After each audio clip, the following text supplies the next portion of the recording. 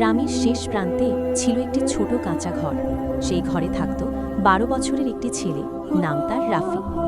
রাফির বাবা নেই, মা সারা দিন মানুষের বাড়িতে কাজ করে।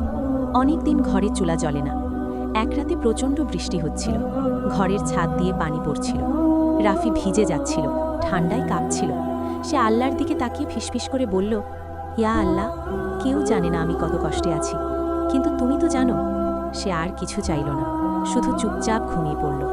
পরদিন ফজরের নামাজ শেষে মসজিদের ইমাম সাহেব ঘোষণা দিলেন, একজন অচেনা মানুষ কিছু টাকা ও খাবার রেখে গেছেন।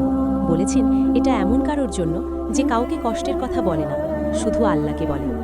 রাফির মা যখন সেই খাবার আর টাকা হাতে পেলেন, তার চোখ দিয়ে পানি পড়ছিল।